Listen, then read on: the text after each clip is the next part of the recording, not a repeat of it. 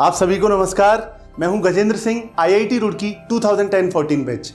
आज का ये जो वीडियो है ये है स्कूल ग्रोथ ट्रेनिंग प्रोग्राम का फर्स्ट वीडियो, जिसमें आज हम ये बात करने वाले हैं कि पूरा का पूरा एजुकेशन सिस्टम कैसे चल रहा है, इसके अंदर क्या इंप्रूवमेंट हमें लगे जो हम करना चाह रहे हैं, और आप लोगों को इसकी जो आइडियोलॉजी है वो समझना बहुत जरूरी है, क्योंकि जब तक हमें प्रॉब्लम समझ में नहीं आएगी तब तक हम सॉल्यूशन किस चीज का ढूंढें। पहला पॉइंट। सेकंड पॉइंट ये कि आपको जब ये आइडियोलॉजी समझ में आएगी कि हम करना क्या चाह रहे हैं, तभी आप उस चीज के ऊपर बेटर फोकस कर पाएंगे या उस चीज को रिजॉल्व कर पाएंगे। तो आज का जो पार्ट है वो इंफॉर्मेटिव ज्यादा है। क्यों? क्योंकि हम पहले ये समझने की कोशिश करेंगे कि ओवरऑल हम करना क्या चाहते हैं इस प्रोजेक्ट से, जिसमें आप अभी इन्वॉल्व होने वाले हैं। तो शुरू करते हैं। इस कंपनी का जो नाम है वो है brain recoding edutech private limited. इसमें IIT रुड़की, IIT कानपुर और नेशनल एजुकेशन पॉलिसी के फॉर्मर मेंबर और 20 साल से ज्यादा ब्रेन के एक्सपीरियंस्ड पर्सन हैं हमारे साथ। इंडिया के रिनाउंड कॉग्निटिव साइकोलॉजिस्ट हैं डॉक्टर नागपाल सिंह जी। करीब करीब 1 साल की कंप्लीट एक रिसर्च करने के बाद में और लगभग 2200 से ऊपर स्कूलों का फीडबैक और 450 से ऊपर स्कूलों की रिसर्च को, और प्लस लास्ट 50 इयर्स में जो भी रिसर्चेज हुई हैं, मोर देन 350 प्लस रिसर्चेज को मिला के इस प्रोजेक्ट को डेवलप किया गया है। और इसमें लगभग 1 करोड़ 27 लाख रुपए का इन्वेस्टमेंट लेके फिर इस कंपनी को स्टार्ट किया गया था। अभी फिलहाल पूरे इंडिया में CBSE, RBSE, स्टेट बोर्ड मिला के लगभग लास्ट 3 मंथ्स में, आज हम जब जून में बात कर रहे हैं तो लास्ट 3 to 4 मंथ्स में 200 से ऊपर स्कूल्स हैं जिनमें हमारी सर्विसेज चल रही हैं और काफ़ी अच्छे फीडबैक हैं। अब हम बात करने वाले हैं, हम शुरुआत कर रहे हैं स्कूलिंग से। तो मैं चाहूंगा कि एक बार हम पूरे इंडिया का एजुकेशन सिस्टम को समझने की कोशिश करते हैं। अब सबसे पहले मैं आपको एजुकेशन सिस्टम की हम बात कर रहे हैं, सबसे पहले मैं बात करूंगा टोटल नंबर ऑफ स्कूल्स कितने हैं। टोटल नंबर ऑफ स्कूल्स है हमारे 15 लाख, जिनके अंदर 15 लाख से ऊपर स्कूल हैं, लगभग 15,50,000 के आसपास। इनमें लगभग 26 करोड़ 50 लाख बच्चे अभी पढ़ रहे हैं। कॉलेज लेवल पर अगर मैं बात करूं तो लगभग 54,000 प्लस कॉलेजेस हैं और लगभग 1043 से ऊपर यूनिवर्सिटी हैं। इनकी अगर मैं बात करूं तो इनमें लगभग 3 करोड़ 80 लाख बच्चे पढ़ते हैं। अब अगर मैं इनको कंबाइन कर दूं 26.5 और 3.8 तो लगभग 30 से 31 करोड़ के बीच में हमारे पास बच्चे आ जाते हैं। यही रीजन है कि इंडिया यंगेस्ट कंट्री में आता है। अगर हम सिर्फ इन बच्चों के डेटा को मिला दें और एक कंट्री नया बना दें तो 5th लार्जेस्ट कंट्री दुनिया का बन सकता है। अब ये तो एक अच्छी बात है कि हम कहीं ना कहीं बहुत अच्छी स्टेट में हैं। हम अगर बात करें बहुत अच्छा है कि यंगेस्ट कंट्री है, लेकिन प्रॉब्लम कहाँ से शुरू होती है? प्रॉब्लम यहाँ से शुरू होती है, अगर पहली क्लास में 100 बच्चे एडमिशन लेते हैं तो 10th क्लास में अराउंड 77 बच्चे पास कर पाते हैं। अगर मैं बात करूं जब ये 10th वाले बच्चे 12th में पहुंचते हैं तो करीब 55 बच्चे क्रॉस कर पाते हैं, कंप्लीट कर पाते हैं, पास कर पाते हैं। जब ये 55 जो स्टूडेंट्स हैं जब ये कॉलेज में पहुंचते हैं तो कॉलेज में अराउंड 26 बच्चे पास कर पाते हैं। ये जो ग्रेजुएशन की डिग्री मिलती है वो 26 बच्चों को मिलती है। अब ओवरऑल अगर हम एक डेटा को अगर देखें, ऊपर से देखें कि जो बीच के बच्चे हैं वो गए कहाँ। कुछ फेल हो गए, कुछ ने स्कूल छोड़ दिया, कुछ ने कॉलेज छोड़ दिया, कुछ और करने लग गए, कुछ मजबूरी में और कुछ इंटरेस्ट किसी और चीज़ में आ जाने से ड्रॉप कर दिया उन्होंने। अब ये जो टोटल डेटा है, अब अगर मैं बात करूं कि टोटल 15 साल तो बच्चा स्कूल के अंदर पढ़ता है। 15 साल में क्या किया उसने? LKG, UKG, nursery, 1st to 12th। 15 साल तो बच्चा कहाँ रहा? आपका स्कूल के अंदर। 3 से 4 साल बच्चा कहाँ रहा? कॉलेज के अंदर रहा। अब 15 साल और 4 साल 19 साल बच्चा पढ़ने के बाद हमारे देश की जो अंडर एम्प्लॉयमेंट रेट है वो 93% है। और ये जो 26 बच्चे पास हुए हैं इनमें से भी, वो भी डेटा आप सुने, इन 26 में से भी 82% बच्चे जॉब के लिए एलिजिबल नहीं हैं। क्यों? क्योंकि जो इंडस्ट्री को चाहिए वो स्किल सेट इनके पास नहीं है और जो इनकी एक्सपेक्टेशन है इंडस्ट्री वो फुलफिल नहीं कर सकती। अब ओवरऑल अगर देखें 100 बच्चे यहां से चले तो लास्ट में सिर्फ 4 या 5 ऐसे बच्चे निकले जो वाकई में करियर में सफल हो पाए, कोई गवर्नमेंट जॉब लगी या किसी अच्छे बिजनेस में सक्सेसफुल हो पाए। तो ये जो 4 और 5 का जो रेशियो है, इस रेशियो के ऊपर अगर देखा जाए तो मुझे ऐसा लगता है पर्सनली, आप लोगों को भी ये डेटा जानने के बाद ये समझ में आया होगा कि कितनी बड़ी प्रॉब्लम हमारे देश में अभी चल रही है, जिसको रिजॉल्व करना बहुत ज्यादा जरूरी है। अब आगे बात करते हैं कि ये प्रॉब्लम आखिर है क्यों। अब हम इसके ऊपर बात करते हैं तो कहीं ना कहीं हमारे जो एजुकेशन सिस्टम के बारे में आपको बताऊं,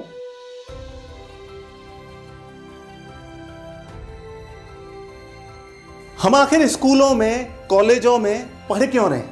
हम क्यों पढ़ रहे हैं? हम लोग खुद पढ़े या अभी जो बच्चे पढ़ रहे हैं, आखिर पर्पस क्या है स्कूलिंग का, कॉलेज का? आखिर पढ़ते ही क्यों हैं हम? क्या हम एक डिग्री के लिए पढ़ रहे हैं? आइए अब इसको थोड़ा सा समझते हैं। ये हमारे स्कूल हैं। स्कूल के अंदर हम क्यों जाते हैं? मार्कशीट हमें मिलती है। और कॉलेज के अंदर हम क्यों जाते हैं? एक डिग्री हमें मिलती है। क्लियर है? अब ये जो मार्कशीट और डिग्री है, ये हम लेते क्यों हैं? कहीं ना कहीं जॉब के लिए लेते हैं। जॉब के लिए लेते हैं, चाहे गवर्नमेंट जॉब हो या प्राइवेट जॉब हो। और हम जॉब क्यों करते हैं? जॉब करते हैं हम मनी के लिए, पैसे कमाने के लिए। अब एक चीज आप नोटिस करेंगे कि जो स्कूल से और कॉलेज से ये लोग जो डिग्री लेके निकल रहे हैं, अगर मैं इसकी बात करूं तो लगभग कितना डेटा भारत सरकार बता रही है, सिर्फ 4 से 5 बच्चे ऐसे हैं जिनकी जॉब लगी या जो लोग करियर में सक्सेसफुल हो पाए। इसका सिंपल रीजन यही है कि 96% हमारा फेलियर क्यों आ रहा है? क्यों आ रहा है ये फेलियर? क्यों? क्योंकि हम पैसे के बारे में बात ही नहीं करते। आप खुद बताएं, स्कूल के अंदर, कॉलेज के अंदर हम कितना पैसे के बारे में बात करते हैं? पैसे की तो कोई बात ही नहीं होती है। स्किल्स की तो कोई खास बात ही नहीं होती है। मल्टीपल, ज्यादा से ज्यादा स्कूल्स में स्किल कोर्सेज कितने हैं? इसीलिए अभी फिलहाल नेशनल एजुकेशन पॉलिसी जो आ रही है वो एक्सपीरियंशियल लर्निंग को सपोर्ट करते हुए आ रही है, जिसके अंदर हम स्किल्स के ऊपर काम करेंगे। इसके अलावा ये जो पूरा प्रोजेक्ट है ये इसी बेसिस पर है कि हम काम करें किसके ऊपर? हम इसके ऊपर काम करें। और ये जो पैसा है, ये पैसा कहीं ना कहीं, एक चीज आप समझेंगे कि ये पैसा कहीं ना कहीं माइंडसेट पर डिपेंड करता है। अगर आप 1 लाख रुपए कमाते हैं तो भी आपका माइंडसेट है। अगर आप 1000 करोड़ कमाते हैं तो भी आपका माइंडसेट है। अगर आप 5000 कमाते हैं तो भी आपका माइंडसेट है। किसी और का कोई लेना देना नहीं है। रीजन क्या है इसका? कि जो इंसान ज्यादा कमा रहा है और जो इंसान कम कमा रहा है, उसमें और इसमें फर्क किस चीज का है? हाथ पैर तो वही है, बॉडी वही है, सब कुछ वही है। एक डिफरेंस किस चीज का है? वो है माइंडसेट का और स्किल्स का। हो सकता है 4 ऐसी स्किल मुझे आती हैं जिससे मैं आपसे ज्यादा पैसा कमा रहा हूं, या हो सकता है 2 स्किल आपको भी ऐसी आती हैं जिनसे मैं पैसा नहीं कमा रहा हूं या मैं आपसे कम कमा रहा हूं। एग्जाम्पल के तौर पे अब हम थोड़ी सी बात करेंगे। 2021 के अंदर एक रिसर्च हुई और वो रिसर्च को कंडक्ट किया OECD, Organisation of Economic Cooperation and Development, और यूनाइटेड नेशंस ने। इन लोगों ने ये कहा कि अब जो भी बच्चे फ्यूचर में सक्सेसफुल होने वाले हैं, वो जो उनके सक्सेसफुल होने में जो फैक्टर्स काम में आएंगे, कितने परसेंट, कौन सी चीज कितनी मैटर करने वाली है, उसकी एक रिसर्च इन्होंने दी। इन्होंने कंडक्ट करके पूरे वर्ल्ड वाइड ये बताया कि नॉलेज का जो परसेंटेज है, नॉलेज जो हम बच्चों को पढ़ा रहे हैं, उसका जो परसेंटेज है वो रहेगा आपका 13%, टोटल 13%। अगर एक बच्चा स्कूल टॉप कर देता है, टॉप भी कर देता है 10th में, 12th में, कॉलेज में, तो भी अगर उसकी सिर्फ नॉलेज की बात करें तो उसकी लाइफ में सक्सेसफुल होने के लिए ये जो फैक्टर रहेगा वो सिर्फ और सिर्फ 13% रहने वाला है। ये बच्चा मैं बात कर रहा हूं, अगर मेरिट होल्डर है बोर्ड टॉप कर देता है। अगर सिर्फ इसकी बात करूं मैं कि नॉलेज उसको है तो 13% इसकी नॉलेज काम में आने वाली है। नॉलेज और इंफॉर्मेशन ये दो अलग अलग चीजें हैं। अगर बच्चे ने किताब रट के मेरिट में आया है तो ये 13% में भी काउंट नहीं होगा। वो ये तो तब है जब जो इंफॉर्मेशन की प्रैक्टिकल एप्लीकेशन होती है कि जो इंफॉर्मेशन है मुझे वो इंफॉर्मेशन मैं किसी ना किसी चीज में इंप्लीमेंट कर पा रहा हूं तो मुझे नॉलेज होगी। अदरवाइज ये भी 13% भी काउंट नहीं होगा। उन्होंने कहा कि ये जो माइंडसेट है, ये जो माइंडसेट का फैक्टर रहेगा वो रहेगा 41%। एक छोटे से एग्जांपल से बताऊंगा। आजकल आपने यूट्यूबर देखे होंगे, उनकी आप एजुकेशन अगर देखेंगे तो कुछ भी नहीं होगी। हो सकता है 8th पास बच्चा वीडियोस बना रहा है और एक अच्छे लेवल पे है, तो ये किस में काउंट होगा? उसका माइंडसेट आ गया। और YouTube पे है मतलब कुछ स्किल्स भी उसके पास हैं। हो सकता है कोई वीडियो एडिटिंग वो जानता हो सकता है वो स्क्रिप्ट अच्छी लिख लेता हो, तो ये उसका स्किल सेट हो गया। और स्किल सेट और माइंडसेट आते ही उसकी लाइफ का 83% काउंट कहाँ हो जाता है? कहाँ हो जाता है? उसकी करियर के अंदर। तो करियर में जो सबसे इंपॉर्टेंट फैक्टर रहा वो क्या रहा? आपका माइंडसेट और पर्सपेक्टिव। अब पर्सपेक्टिव होता क्या है एक बार हम इसको भी समझते हैं। पर्सपेक्टिव हमारा होता है सबसे पहले जो हमें नॉलेज है उस नॉलेज को एक्सपीरियंस के साथ में अगर मिला दें, ठीक है। इसीलिए बोलते हैं कि एक्सपीरियंस कितना है। जो जब भी हम कंपनीज में जाते हैं उनको कोई एक पर्सन है जिसको नॉलेज बहुत है और एक है जिसको एक्सपीरियंस भी है, तो वो कंपनी उस एक्सपीरियंस वाले को ज्यादा प्रायोरिटी देगी। अब बात करते हैं नॉलेज और एक्सपीरियंस को मिला दें तो एक कॉग्निजेंस डेवलप होता है। एक कॉग्निजेंस डेवलप होता है। और कॉग्निजेंस को जब आप इमेजिनेशन के साथ में मिला देते हैं तो कहीं ना कहीं एक एक्सपेक्टेशन डेवलप होती है। और जब एक्सपेक्टेशन को आप स्किल्स के साथ मिला देते हैं तब जाके बनता है आपका पर्सपेक्टिव, तब जाके बनता है आपका बिलीफ सिस्टम, तब जाके आपका बनता है एक अलग टाइप का थॉट प्रोसेस, ठीक है। तो ये हमारा पर्सपेक्टिव हो गया। अब हम थोड़ी सी बात करते हैं कि जहां हम बात कर रहे हैं माइंडसेट की, जहां हम बात कर रहे हैं नॉलेज की, जहां हम बात कर रहे हैं लाइफ को ट्रांसफॉर्म करने की, करियर की बात कर रहे हैं, तो कहीं ना कहीं माइंडसेट, पर्सपेक्टिव, नॉलेज स्टोर कहां हो रहा है? हमारे ब्रेन के अंदर। तो अब थोड़ा सा हम समझते हैं हमारे ब्रेन को। तो साइंस बिहाइंड ब्रेन जिम क्या कहती है? ये जो ब्रेन जिम मतलब कि एक कॉन्सेप्ट है, एक प्रोग्राम है जिसको हमने डेवलप किया है काफी रिसर्च इसके बाद में। अब हम बात करेंगे कि इसके पीछे की साइंस क्या है। बहुत ही अच्छी एक इमेज आप देख रहे होंगे। ये जो ब्रेन है आप ऐसे समझे कि ये मेरा ही ब्रेन है। अब अगर मैं ऐसे खड़ा हुआ हूं तो ये मेरा ही ब्रेन है, मतलब कि ये जो आगे का अंदर का हिस्सा है ये रेड वाला, इसको हम PFC बोलते हैं। देखिए नाम पर नहीं जाना है हमें, हम सीधे काम की बात करेंगे कि हमारे किस काम का है।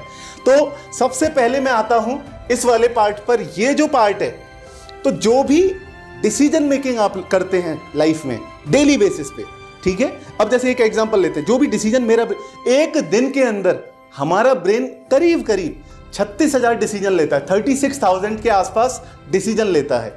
ये हाथ यहां से यूं हुआ, इसमें भी एक डिसीजन था। ये पेन ऐसे गया, ये भी एक डिसीजन था। मेरा मूवमेंट जो हो रहा है ये भी एक मेरा ब्रेन डिसीजन ले रहा है। अब ब्रेन इतना फास्ट डिसीजन ले रहा है, यानी कि ये वाला जो पार्ट है ये कहीं ना कहीं हमारा planning, decision making, pay attention और मूव स्पेसिफिक पार्ट्स, इसके अंदर ये वाला ऑर्गन हमारा काम में आता है। इसको हम बोलते हैं प्री फ्रंटल कॉर्टेक्स, ठीक है। ये हमारा एक ब्रेन का ऑर्गन है जिसको हम बोलते हैं PFC, प्री फ्रंटल कॉर्टेक्स। जो भी आप सोचते हैं वो यही पार्ट की वजह से सोचते हैं। अगर इसको हटा दें तो आप कुछ सोच नहीं पाएंगे, कोई डिसीजन नहीं ले पाएंगे, ठीक है। पहला पार्ट हो गया। दूसरा पार्ट हो गया, ये आप देख रहे होंगे एक छोटा सा ऑर्गन। ये जो ऑर्गन है ये है हमारा हिपोकैम्पस। हिपोकैम्पस क्या होता है? प्राइमरी मेमोरी इसमें फॉर्म होती है। एक कहानी से सुनाता हूं जहां से इसकी खोज हुई थी। एक हॉस्पिटल के अंदर एक मरीज था, तो डॉक्टरों ने क्या किया, उसके ब्रेन में से इस ऑर्गन को निकाल दिया। अब डेली बेसिस पे क्या होता था कि एक नर्स वहां आती थी और वो नर्स डेली आके उसको इंजेक्शन, मेडिसिन देने आती थी। तो वो जो मरीज है वो हर दिन उससे पूछता था कि आपका नाम क्या है, तो वो नर्स उसको बताती थी कि मेरा नाम ये है। अब 1 दिन हुआ, 2 दिन हुआ, 3 दिन हुआ, 4 दिन हुआ, 5 दिन हुआ, 10 दिन हुआ। तो नर्स ने ये सोचा कि यार ये क्या हो रहा है, ये हर रोज मेरा नाम पूछता है, हर दिन मेरा नाम पूछता है, तो प्रॉब्लम तो है कहीं ना कहीं। फिर क्या हुआ, उसने जाके डॉक्टर से बोला, तब जाके इसके बारे में पता चला कि ये जो ऑर्गन होता है ये हिपोकैम्पस, मतलब कि जो भी स्टार्टिंग मेमोरी फॉर्म होती है वो यहीं पर होती है, इसके अंदर, ये हिपोकैम्पस के अंदर। अब बात करते हैं ये जो सेकंड हमारा ऑर्गन होता है हिपोकैम्पस। हिपोकैम्पस क्या होता है? हिपोकैम्पस होता है जिसमें हमारी प्राइमरी मेमोरी फॉर्म होती है, जिसमें जिन बच्चों को हम स्कूल में पढ़ा रहे हैं उनकी प्राइमरी मेमोरी फॉर्म होती है। तो ये हिपोकैम्पस ये वाला ऑर्गन होता है। फिर हम बात करते हैं थोड़ा सा एमिगडाला के बारे में। अमिगडाला जो होता है ये बढ़ने से बहुत प्रॉब्लम हो जाती है, जैसे कि ये इसमें 3 मोड होते हैं, इसको F3 मोड हम कह सकते हैं। F3 मोड में ये रहता है जिसमें फाइट, फ्लाइट और फियर 3 चीजें इसमें होती हैं। अगर सामने कोई कमजोर है और ये हाइपर हो चुका है, एक्टिवेट हो चुका है, तो क्या होगा, तो हमारे हाथ पैरों में इतने हार्मोन्स पहुंचने लग जाएंगे कि हम आगे फाइट करने लग जाएंगे। अगर कोई छोटा बच्चा है तो वो डरने लग जाएगा या कहीं छुप जाएगा या भाग जाएगा। तो ये अमिगडाला हमारा होता है। जो भी आप सुन पा रहे हैं वो टेम्परल लोब की वजह से सुन पा रहे हैं, ये जो कान के पास होती है, ठीक है, ईयर्स के पास होती है। इसके अलावा अगर मैं बात करूं, जो भी टेस्ट, पेन और टच आप फील कर पाती है आपकी बॉडी, वो कर पाती है पैराइटल लोब की वजह से। जो भी आप देख पाते हैं वो ऑसिपिटल लोब की वजह से देखते हैं। जो भी आप देख पाते हैं वो इसकी वजह से देखते हैं। जो भी लैंग्वेज और फिजिकल बैलेंस है वो कहाँ से होता है, वो हमारा मेडुला ऑब्लोंगेटा की तरफ से होता है, की साइड की वजह से होता है। सेरिबेलम क्या करता है, जब भी आप मूव करते हैं तो उसमें जो कोऑर्डिनेशन है वो इसकी वजह से होता है। और जो भी फेशियल एक्सप्रेशन हो गया, आपके हार्ट बीट, ब्रीदिंग, ये जो कंट्रोल्स होते हैं वो ब्रेन स्टेम की मदद से होते हैं। अब ये सब बताने का पर्पज क्या है, ये तो चलिए ऑर्गन्स हैं, इनसे होगा क्या, अभी थोड़ी देर में आपको समझ में आएगा कि ये बताने का पर्पज क्या है। क्योंकि ये जो ऑर्गन्स हैं इनसे ही हमारी पूरी लाइफ चल रही है। कहीं ना कहीं जब हम माइंडसेट की बात करेंगे तो ऑब्वियस सी बात है हमारे ब्रेन के ऊपर हमें बात करनी पड़ेगी। और ब्रेन के ऊपर बात करने से पहले हमें ये समझना पड़ेगा कि हमारा ब्रेन काम कैसे करता है, स्पेसिफिक ऑर्गन काम कैसे करते हैं। अब बात यह है कि ये जितने भी ऑर्गन्स हैं इनसे हमारी पूरी लाइफ तो चली रही है, लेकिन इनको कंट्रोल कौन करता है, हमारे ब्रेन के हार्मोन्स। अब हम बात करेंगे हमारे हार्मोन्स के ऊपर। अब ये जो अलग अलग हार्मोन्स हैं, जैसे सबसे पहले डोपामीन की बात करेंगे। हम स्कूल के टीचर हैं या हम स्कूल से जुड़े हुए हैं या पेरेंट हैं, जो भी हैं जो इस वीडियो को देख रहे हैं, एक चीज आप ये बहुत अच्छा लगेगा आपको इसको जान के। डोपामीन हार्मोन क्या होता है कि जब भी हम बच्चे को मोटिवेट करते हैं, जब भी हम उसे इंस्पायर करने की कोशिश करते हैं, तो कहीं ना कहीं हमारे ब्रेन के न्यूरोट्रांसमीटर एंडोर्फिन्स क्या करते हैं, डोपामीन के लेवल को बढ़ा देते हैं। अब जब तक ये डोपामीन का लेवल हाई है तब तक बच्चा मोटिवेटेड रहेगा, तब तक बच्चा वो सारी बातें मान लेगा जो आप चाहते हैं। लेकिन कुछ घंटों बाद, 2 घंटे, 3 घंटे, 5 घंटे बाद, जैसे ही ये डोपामीन का लेवल डाउन आ जाएगा, वैसे ही क्या हो जाएगा, वो बच्चा अपनी इस पुरानी वाली स्टेट में आ जाएगा। अब हम नेक्स्ट हार्मोन पर आते हैं। ये आप देख रहे होंगे एंडोर्फिन्स। एंडोर्फिन्स सबसे अच्छे हार्मोन्स होते हैं हमारे बॉडी में, ब्रेन में। कंफर्ट हो गया, एम्पैथी हो गई, सोशल अटैचमेंट हो गया, ये सारे के सारे हमारे एंडोर्फिन्स जब रिलीज होते हैं तो हमें अच्छा लगता है, हमें अच्छी फीलिंग आती है। कुछ ऐसा लगता है कि अलग टाइप की फीलिंग नहीं होती, कुछ बहुत अच्छा हम कुछ हमारे साथ हो जाता है, कभी किसी मेरिट में आ गए या कभी कुछ और ऐसा हो गया जो हम एक्सपेक्ट कर रहे थे कि ये बहुत इंपॉर्टेंट है हमारी लाइफ के लिए, तो वो हमारे एंडोर्फिन्स होते हैं। अब एक मेलाटोनिन हार्मोन और होता है। कुछ बच्चे आपने क्लास में या कहीं ऐसे देखे होंगे जिनको नींद ज़्यादातर आती है। कुछ ऐसे लोगों को भी आप देख सकते हैं जिनको मोस्ट ऑफ टाइम नींद आएगी, वो बैठे बैठे सो जाएंगे। तो ये मेलाटोनिन हार्मोन की वजह से होता है। अगर ये ज़्यादा बढ़ा हुआ है, अगर ये ज़्यादा है तो नींद ज़्यादा आएगी। और कुछ लोग आपने ऐसे भी देखे होंगे जिनको नींद कम आती है, कुछ लोग ऐसे भी शिकार हैं, तो उनके ब्रेन के अंदर मेलाटोनिन हार्मोन कम होता है। ये कम होने की वजह से होता है। एक चीज़ और आप देखेंगे कि ये जो कॉर्टिजोल है, जो भी आप ज़्यादातर लोग देखेंगे, ये देखेंगे आप स्ट्रेस से भरे, एंजाइटी से भरे, डिप्रेशन से भरे। तो ये कब होता है, जब कॉर्टिजोल हाई होता है। और अगर आपका ब्रेन ये ब्रेन साइंस की बात कर रहा हूं मैं, आप दुनिया में कहीं पर भी चले जाएं, इसके अलावा और कुछ नहीं मिलेगा आपको। अगर आप 66 डेज से ज़्यादा टेंशन ले लेते हैं किसी भी चीज़ के लिए, छोटी छोटी चीज़ों को लेके, जो कि होता ही है हमारे साथ में, आए दिन कुछ ना कुछ छोटी मोटी टेंशन तो लगी रहती है। रिसर्च ये बताती है कि लगभग 80% लोग नेगेटिव और रिपीटेटिव थॉट्स सोचते हैं। उस वजह से क्या होता है, उनका कॉर्टिसोल जो है वो काफ़ी ज़्यादा हाई हो जाता है, और काफ़ी ज़्यादा हाई होने की वजह से वो permanent stress, permanent anxiety, permanent depression का शिकार हो जाते हैं। अब आगे अगर बढ़ें, हमारा ग्लूकोकॉर्टिकॉइड्स, कुछ लोगों को आपने देखा होगा अभी हंस रहे थे, अभी गुस्सा हो गए, अभी रोने लग गए। तो ऐसे लोग जिनके मूड फ्लक्चुएट होते हैं वो किस वजह से होते हैं, ग्लूकोकॉर्टिकॉइड्स की वजह से। एक चीज़ आपने देखी होगी कि जो भी हम किसी भी चीज़ पे, जैसे एक बच्चा जो मेरिट में आता है, टॉप करता है, उसके अंदर डोपामिन बढ़ा तो है, लेकिन वो एक लेवल तक बढ़ चुका है, 66 डेज से ऊपर बढ़ चुका है। ठीक है, उस वजह से क्या है, उस बच्चे का अटेंशन, फोकस, एडिक्शन क्या बन चुका है, स्टडीज। उसको पता है कि मुझे पढ़ना है, मुझे ये हासिल करना है, वो भी किसकी वजह से हो रहा है, डोपामिन की वजह से। और कुछ ऐसे भी बच्चे हैं जो टीवी का, मोबाइल का उनको एडिक्शन है, सोशल मीडिया का एडिक्शन है, वो भी किसकी वजह से होता है, डोपामिन की वजह से। मतलब अगर अच्छी चीज़ों के लिए डोपामिन ज़्यादा है तो वो चीज़ें होंगी उसके साथ में, और अगर गलत चीज़ों के लिए ज़्यादा है तो वो चीज़ें उस बच्चे के अंदर होंगी। अब ये सब बताने का भी पर्पज़ क्या है कि जो हमारे ब्रेन के ऑर्गन्स हैं उनको कंट्रोल करते हैं ये जो हार्मोन्स हैं। ठीक है, मतलब जो हमारी पूरी लाइफ चल रही है वो किस चीज से चल रही है, हमारे ब्रेन की वजह से, ऑर्गन्स की वजह से। उसको कंट्रोल कौन कर रहा है, ये हार्मोन्स। तो हमने जो प्रोग्राम ये बनाया है, जो हमारे मल्टीपल प्रोग्राम हैं, जैसे कि ब्रेन जिम हो गया, ब्रेन रिकोडिंग हो गया, जो माइंडसेट वाला प्रोग्राम है, और बाकी के जो प्रोग्राम्स हैं, ये सारे के सारे करते क्या है, इनके अंदर कुछ स्पेशल साउंड्स को हमने स्टडी किया है, कुछ हार्वर्ड के, कुछ स्टैनफोर्ड की जो अप्रूव्ड रिसर्चेज हैं। जैसे कि मैंने शुरू में बताया था, 350 प्लस रिसर्चेज को मिला के हमने इनको डेवलप किया है। कुछ साउंड्स हमने आइडेंटिफाई किए हैं। उन साउंड से होता क्या है, ये इनकी एक बैलेंस्ड ब्रेन केमिकल स्टेट होती है, जिसको हम बोलते हैं स्टेट ऑफ स्टेसिस। वो इससे अचीव हो जाती है जो साउंड्स हमने डिजाइन किए हैं। मतलब उन साउंड्स के थ्रू हम इन हार्मोन्स को कंट्रोल कर सकते हैं, और हार्मोन्स को कंट्रोल करते ही हम बच्चे की पूरी लाइफ को रीडिजाइन कर सकते हैं, रीडिफाइन कर सकते हैं। अब आगे चलते हैं, फ्रीक्वेंसी लेवल ऑफ फीलिंग्स के बारे में बात करेंगे।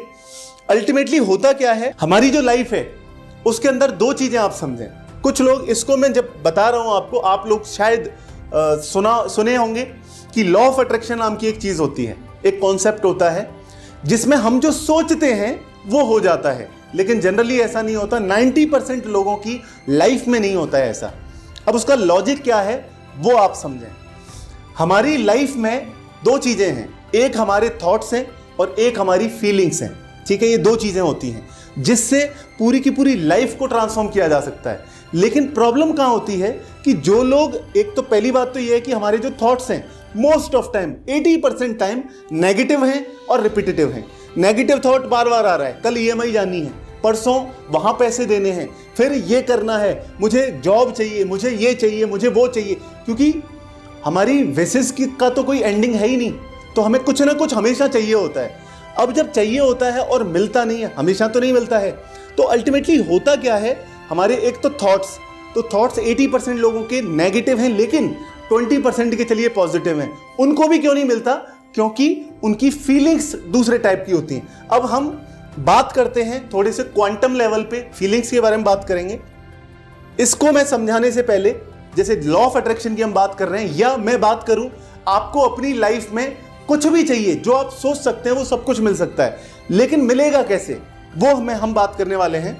तो ये हमारी फीलिंग्स की भी एक फ्रीक्वेंसी होती है। जितना आप समझते होंगे कि हर चीज, आज साइंस कॉमन हो चुकी है कि हर चीज एनर्जी से मिलकर बनी हुई है, कहीं ना कहीं ये बहुत कॉमन हो चुका है आजकल की हर चीज एनर्जी से मिलकर बनी हुई है।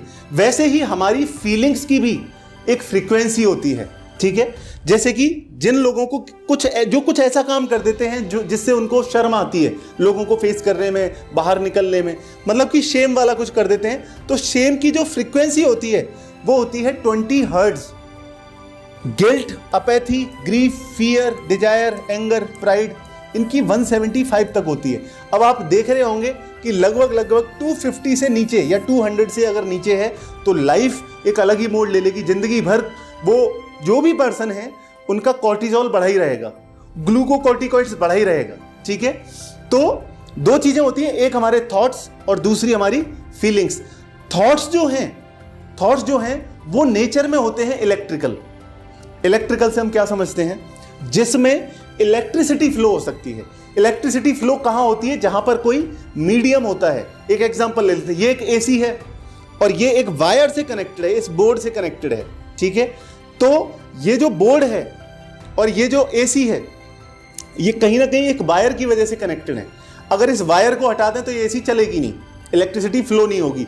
वैसे ही हमारे ब्रेन के अंदर लगभग 90 बिलियन न्यूरॉन्स हैं और 60 ट्रिलियन सेल्स हैं। तो हमारे जो न्यूरॉन्स हैं वो कहीं ना कहीं हमारे सेल्स से जुड़े हुए हैं। तो जब भी आप एक थॉट सोचते हो कि हाँ यार ये मैं कर सकता हूं, मैं ये पा सकता हूं, मुझे ये मिल जाएगा, मेरा ये काम हो जाएगा, तो आपकी बॉडी उसको इस तरीके से कान लगा के सुन रही है। अगर आप ये कह रहे हैं कि नहीं मेरे बस की नहीं है, नहीं ये तो पॉसिबल ही नहीं है, नहीं ऐसा नहीं पॉसिबल है, नहीं मैं 1 लाख रुपए नहीं कमा सकता, नहीं मैं 5 लाख नहीं कमा सकता, एक एग्जाम्पल मैंने दिया। तो जब भी आप कुछ भी सोचते हो तो आपका जो थॉट है वो आपके हर एक सेल को एक मैसेज जा रहा है और हर एक सेल आपके उस थॉट को सुन रहा है। तो ये तो क्या हुआ कि हमारे जो थॉट्स हैं वो नेचर में इलेक्ट्रिकल हैं। Our thoughts are electrical in nature. अब जो लॉ ऑफ अट्रैक्शन काम करता है वो कैसे काम करता है, हम यूनिवर्स से कम्युनिकेट करते हैं थ्रू फ्रीक्वेंसी। हम यूनिवर्स से कैसे कनेक्टेड करते हैं, जैसे हम मोबाइल पर आपस में कनेक्ट करते हैं वैसे ही हम यूनिवर्स से भी कनेक्ट करते हैं। लेकिन जो इलेक्ट्रिकल सिग्नल है वो तो ट्रेवल ही नहीं कर सकता विदाउट मीडियम। तो जो लोग सिर्फ सोचते हैं, सिर्फ सोच रहे हैं, उनकी चीजें कभी पूरी नहीं होती हैं। सिर्फ सोचने से काम नहीं होता है। तो लोग समझते हैं कि लॉ ऑफ अट्रैक्शन काम नहीं कर रहा है। लेकिन यहां एक दूसरी चीज है कि ये जो हमारी फीलिंग्स हैं, इनकी जो फ्रीक्वेंसी है, जो हमारी फीलिंग्स हैं वो क्या होती है नेचर में, मैग्नेटिक। तो जब हमारे थॉट्स और हमारी फीलिंग्स ये दो चीजें कंबाइंड मिल जाती हैं तो एक थॉट से आता है हमारा इलेक्ट्रिकल सिग्नल और फीलिंग से बन के आता है हमारा मैग्नेटिक सिग्नल। तो जब ये दोनों मिल जाते हैं तब एक बनता है, एक पावरफुल सिग्नल बनता है इलेक्ट्रोमैग्नेटिक सिग्नल। और ये जो इलेक्ट्रोमैग्नेटिक सिग्नल है ये यूनिवर्स तक ट्रेवल कर सकता है। मतलब जो भी आप चाहते हैं, जो भी बनना चाहते हैं, अगर चाहें तो आप बन सकते हैं। लेकिन आपको काम किस चीज पे करना होगा, दोनों सिग्नल्स के ऊपर करना होगा, फ्रीक्वेंसी के ऊपर काम करना होगा, फीलिंग्स के ऊपर काम करना होगा और अपने थॉट्स के ऊपर काम करना होगा, एक साथ करना होगा। जनरली क्या होता है, हम पॉजिटिव बहुत रहने की कोशिश करते हैं, सोचते हैं सब अच्छा ही होगा, लेकिन हम फील कुछ और कर रहे होते हैं। तो आपकी फीलिंग जब डाउन आ जाती हैं तो वो वीक सिग्नल हो गया, और जब वीक सिग्नल है तो वो ट्रेवल नहीं कर पाएगा। तो अगर आपको अपनी जिंदगी बदलनी है या इन बच्चों की जिंदगी बदलनी है तो ये जो साइंस है, साइंस यही है और दूसरी कोई साइंस नहीं है। आप अगर बहुत ज्यादा डीपर लेवल पर चले जाते हैं तो इसके अलावा आपको मिलेगा भी नहीं कुछ। जितनी भी मैं साइंटिफिक बात कर रहा हूं आपसे, मेरी अपनी कोई बनाई हुई थ्योरी नहीं है, ये भी एक रिसर्च है। यहां हर एक पेज के ऊपर 2 रिसर्च है। ठीक है, अब थोड़ी सी हम बात करते हैं कि जब हमारी फीलिंग्स बढ़ती हैं, जब भी जैसे भी हम एक्सेप्टेंस, किसी से कोई गलती हो जाए हमने एक्सेप्ट कर लिया, ठीक है कोई बात नहीं। जब भी कोई रीजन आपके पास हो कि आपको कोई चीज क्यों करनी है, जैसे टीचिंग आप कर रहे हैं तो टीचिंग क्यों कर रहे हैं, या कोई भी काम अगर आप कर रहे हैं तो वो कर क्यों रहे हैं, जब आपके पास एक रीजन होता है, जब आप सबको इक्वल मान लेते हैं, आपके घर वालों को भी इक्वल मान लेते हैं, बाहर के लोगों को भी इक्वल मान लेते हैं, एक लव वाली फीलिंग आपके अंदर होती है कि सभी को आप बराबर मान रहे हैं। ठीक है, इसके अलावा एक पीसफुल, एक जॉयफुल स्टेट आपके ब्रेन में बन जाती है कि आपको मजा आ रहा है, हर स्टेट में मजा आ रहा है। इसके साथ एनलाइटनमेंट जब आपकी लाइफ में आ जाता है तो आप देखेंगे कि हर चीज बहुत बहुत अच्छी हो गई है, आपको हर चीज में मजा आने लग जाता है। यहां से अगर मैं कॉन्शियसनेस की बात करूं, अगर हमारी फीलिंग्स बढ़ती हैं तो हमारी कॉन्शियसनेस का ग्राफ भी बढ़ता है। कॉन्शियसनेस को एक बहुत सिंपल से एग्जांपल से आपको समझाना चाहूंगा। कॉन्शियसनेस क्या होती है, एक एग्जांपल लेते हैं। अगर आपकी ये जो अल्फा पॉइंट है अगर डाउन है, अगर आप कहीं ना कहीं इस फ्रीक्वेंसी में काम कर रहे हैं यहां तक, ठीक है, इसको कैसे समझें कि अगर हमारी फीलिंग्स, इसको ऐसे समझते हैं, एक आप जंगल में गए, और जंगल में आप एक छोटी सी लालटेन लेकर गए हैं, तो वो जो लालटेन है उसकी रोशनी बहुत लिमिटेड है, वो थोड़ी सी रोशनी करेगा। अब उस रोशनी के अंदर आपको कहीं ना कहीं क्या दिखाई देगा कि यहाँ तो बिच्छू है, यहाँ सांप है, यहाँ कुछ और है, यहाँ कोई और छोटा मोटा जानवर है। तो आप टेंशन में आ जाएंगे कि अरे यार ये तो बहुत गड़बड़ हो रही है, ये तो खा जाएगा, अभी मर जाएंगे, ये प्रॉब्लम। तो ये जिनकी कॉन्शियसनेस कम होती है, लोअर होती है, उनको जिंदगी में लगता है कि बस यही दुनिया है, इसके अलावा और कोई दुनिया नहीं है, ठीक है। लेकिन जैसे जैसे आपकी कॉन्शियसनेस बढ़ती है, एक एग्जांपल ले लेते हैं। अभी जंगल के अंदर आपने लालटेन के बजाय एक बड़ी फ्लड लाइट लगा दी है, जो स्टेडियम्स के अंदर होती है। ये जो क्रिकेट चलते हैं, मैचेस चलते हैं, इनके स्टेडियम में जो बड़ी लाइट होती है, सपोज वो लाइट लगा दी आपने, अब क्या होगा? अब आपको सिर्फ वो छोटी सी जगह नहीं, अब आपको अपॉर्चुनिटीज भी दिखाई दे रही होंगी, अब आपको कुछ फ्रूट्स भी दिखाई दे रहे होंगे, कुछ पेड़ भी दिखाई दे रहे हैं, वहाँ पे ऐसे छोटे छोटे खरगोश भी दिखाई दे रहे हैं, वहाँ पे और भी चीज़ें आपको दिखाई दे रही हैं। तो अब जो छोटी प्रॉब्लम थी, जब छोटी प्रॉब्लम लाइफ में आई और आपकी अगर कॉन्शियसनेस छोटी है, तो वो छोटी प्रॉब्लम भी आपको ऐसा लगेगा कि यार ये तो बस ज़िंदगी खत्म होने वाली है अब तो, ठीक है। और जैसे जैसे आपकी कॉन्शियसनेस बढ़ती जाती है, फिर आपको अपॉर्चुनिटीज़ दिखाई देने लग जाती हैं, आपको चीज़ें अपने फेवर में दिखाई देने लग जाती हैं। ठीक है, कोई बात नहीं, ये एक प्रॉब्लम है तो मेरे पास इसका ये सोल्यूशन है। तो ये इस तरीके से हमारी फीलिंग्स काम करती हैं, और इन फीलिंग्स को चेंज किया जा सकता है थ्रू साउंड्स, थ्रू थॉट्स। तो ये जो हमारा पूरा प्रोग्राम है, इससे हम फीलिंग्स को भी चेंज कर सकते हैं, इससे हम थॉट्स को भी चेंज कर सकते हैं, इससे हम हार्मोन्स का जो बैलेंस है उसको बैलेंस में लेके आ सकते हैं, और उससे हम अपने ब्रेन के ऑर्गन्स को भी कंट्रोल कर सकते हैं। अब बात करते हैं ऑल्टर्ड स्टेट्स ऑफ माइंड की। ऑल्टर्ड स्टेट्स ऑफ माइंड के ऊपर रिसर्च शुरू हुई करीब करीब 1965 से लेके 2000 तक, और इसमें यह समझ में आया कि हमारा जो ब्रेन है वो एक स्टेट में नहीं रहता, वो मल्टीपल स्टेट्स में रहता है। तो फिर जब पता चला कि हमारा ब्रेन बीटा स्टेट में भी रहता है, अल्फा में भी रहता है, थीटा स्टेट में भी रहता है, और डेल्टा स्टेट्स में भी रहता है। अब थोड़ा सा इन स्टेट्स के बारे में बात करेंगे। मोस्ट ऑफ टाइम हमारा जो ब्रेन है वो बीटा स्टेट में रहता है। बीटा स्टेट के अंदर जो भी चिंता होती है, जो भी स्ट्रेस होता है, जो भी लोग डिप्रेशन में आप देखेंगे, वो इसी की वजह से होता है। क्यों? क्योंकि इसमें हमारा ब्रेन पूरी तरह से अवेक होता है, पूरी तरह से जागा हुआ, अलर्ट मोड पर रहता है। इसके अंदर हमारे ब्रेन वेव की फ्रीक्वेंसी इतना फास्ट काम करती है कि उसकी जो फ्रीक्वेंसी होती है वो होती है 14 to 21 साइकिल्स पर सेकंड। अब बात करते हैं थोड़ी सी अल्फा स्टेट के बारे में। तो कुछ लोग आपने देखे होंगे मेडिटेशन करते हैं, रिलैक्सेशन टेक्निक्स का यूज करते हैं, सांस योगा करते हैं। तो वो जितने भी लोग हैं, थोड़ा सा वो इस स्टेट के अंदर क्या होता है, हमारे ब्रेन वेव की फ्रीक्वेंसी 7 to 14 साइकिल्स पर सेकंड रहती है। और जो भी क्रिएटिविटी आप देखेंगे, सुपर लर्निंग आप देखेंगे, और एक पीसफुल स्टेट आप ब्रेन की देखेंगे कि वो शांत स्वभाव जो है वो उससे आ जाता है। तो वो आता है हमारा अल्फा स्टेट की वजह से। एक चीज़ आप और देखते होंगे कि कुछ लोगों के अंदर इंट्यूशन आ जाती है। कुछ लोग ऐसे देखे होंगे जिनको टाइम वेस्ट नहीं करना, पूरी तरह से वो इंस्पायर हैं कि यार जिंदगी में कुछ करना है, और उनके टाइम के पंक्चुअल भी आप देखोगे उनको। तो वो कहीं ना कहीं मोस्ट ऑफ टाइम इस स्टेट के अंदर रहते हैं। इसमें जो फ्रीक्वेंसी हमारे ब्रेन वेव्स की रहती है वो रहती है 4 to 7 साइकिल्स पर सेकेंड। इसके अंदर ड्रीम भी उनको एक इमेजरी की तरह आते हैं, ठीक है, जैसे अभी इमेजेस देख रहे हैं। इसके अंदर जो प्रॉब्लम सॉल्विंग स्किल्स हैं वो इसके अंदर डेवलप होती हैं। Feel more connected to others, दूसरों से कहीं ना कहीं जुड़े हुए अपने आप को पाते हैं। प्लस ये जो डेल्टा स्टेट है, इसके अंदर हमारी बॉडी खुद को कहीं ना कहीं एक रिलैक्स स्टेट में पाती है। जो भी हीलिंग प्रोसेस है, ठीक है, वो यहीं पर होती है। और अब मैं थोड़ा सा बताना चाहूंगा कि एक बच्चा है जो पढ़ाई नहीं करना चाहता, जो टीवी और मोबाइल हमेशा देखता रहता है, या कुछ ऐसी हैबिट आपके अंदर भी आ चुकी हैं जिनसे आपको पता तो है कि यार मुझे ये करना चाहिए, ये नहीं करना चाहिए, लेकिन फिर भी कहीं ना कहीं आपको प्रॉब्लम आती है कि आप उसे इंप्लीमेंट नहीं कर पाते हैं। ज़्यादातर लोगों के साथ में ये प्रॉब्लम होती है। तो अल्टीमेटली हो क्या रहा है, हमारे जो प्रॉब्लम यहाँ जनरेट हो रही है थीटा स्टेट पर, हम उसे प्रॉब्लम सॉल्व कहाँ करना चाह रहे हैं, बीटा स्टेट में। मतलब एक जो हैबिट फॉर्मेशन होती है वो होती है यहाँ। हम डिस्टर्ब हुए, हम डिस्ट्रैक्ट हुए, हमारी ज़िंदगी में जो भी प्रॉब्लम्स हैं अभी वो जनरेट कहाँ हुई हैं, थीटा स्टेट में, और हम उसे सॉल्व कहाँ करते हैं, बीटा स्टेट में। अब एक चीज आप समझ लें कि जो प्रॉब्लम यहां जनरेट हुई है वो तो यहां सॉल्व हो सकती है, लेकिन जो प्रॉब्लम यहां जनरेट हुई है या फिर यहां जनरेट हुई है उसको सॉल्व करने के लिए आपको यहां से यहां आना पड़ेगा, थीटा स्टेट में आना पड़ेगा। तो थोड़ा सा मैं साइंटिफिक चला गया।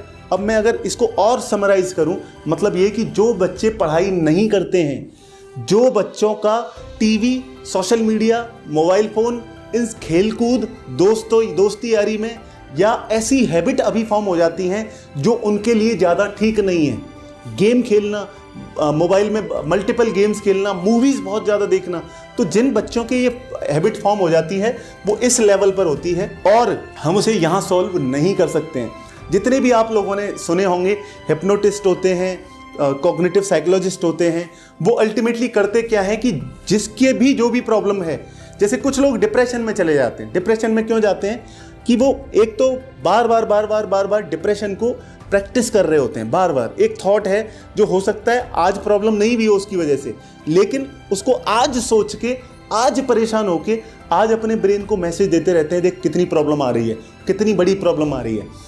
लेकिन वो जनरेट करते हैं यहाँ पर जब आप डीप सोचते हो, बहुत ज़्यादा फोकस करते हो, जब भी।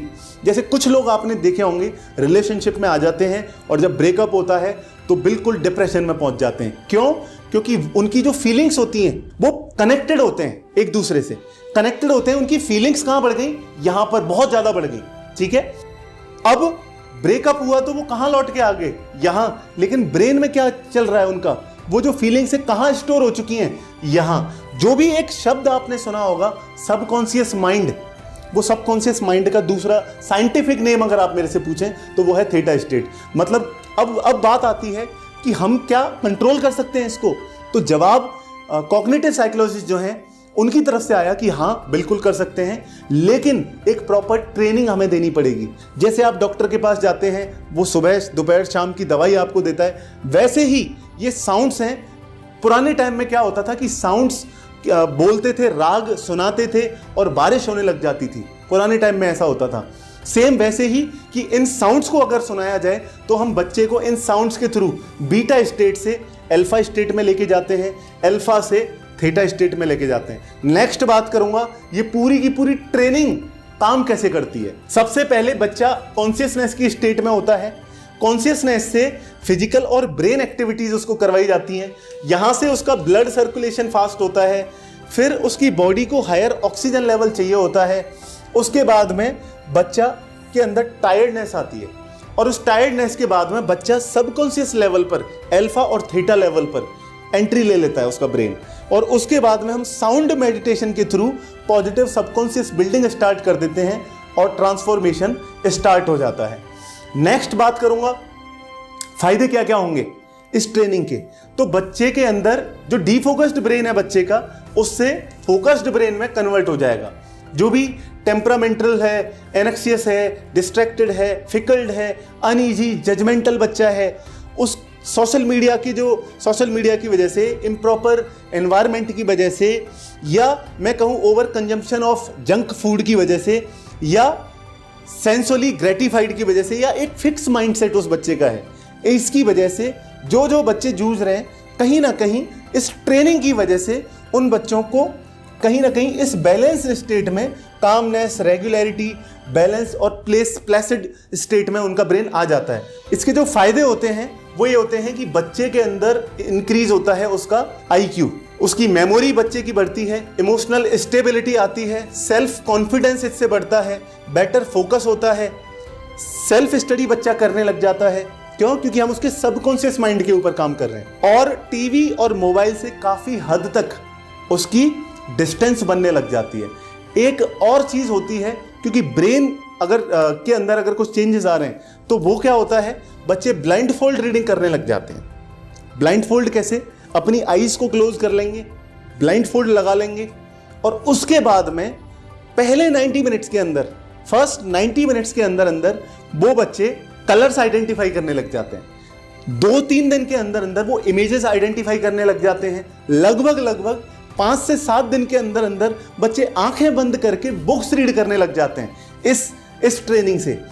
और लगभग 15 क्लास अगर हम उनको दे देते हैं, 15 से 20 क्लास, तो बच्चे 7 फुट की दूरी पर क्या हो रहा है, 7 फुट की दूरी पर टीवी अगर लगी हुई है, उसके अंदर हेडलाइन क्या चल रही है, ये सारी चीजें बच्चे करने लग जाते हैं इस ट्रेनिंग से। इसके और बेनिफिट्स की अगर मैं बात करूं तो बच्चों के अंदर एक सेल्फ डिसिप्लिन आता है, बच्चों के अंदर परसिवरेंस, सेल्फ कंट्रोल और 17 बिहेवियरल इंपैक्ट्स हमें बच्चे के अंदर देखने को मिलते हैं जो इस ट्रेनिंग की वजह से आता है। इसके लिए हम पेरेंट्स को साइंटिफिक एविडेंस भी प्रोवाइड करते हैं बिहेवियरल चेंजेस के, कि बच्चे के अंदर क्या क्या चेंजेस आए हैं, हम पेरेंट्स से वेरीफाई करते हैं और उसके 3 प्री प्रोग्राम एनालिसिस 14 डेज और 30 डेज ये एनालिसिस करके देते हैं, जिससे कि जो बच्चों के अंदर चेंजेस आए हैं उसके बारे में पेरेंट्स को पता चल सके कि स्कूल के अंदर ये नई चीजें करवाई जा रही हैं। तो ओवरऑल जो बेनिफिट रहते हैं वो रहते हैं कि बच्चों की परफॉर्मेंस इससे इंक्रीज होती है, क्योंकि हम डायरेक्टली बच्चों के सबकॉन्शियस पर काम कर रहे हैं। इसके साथ साथ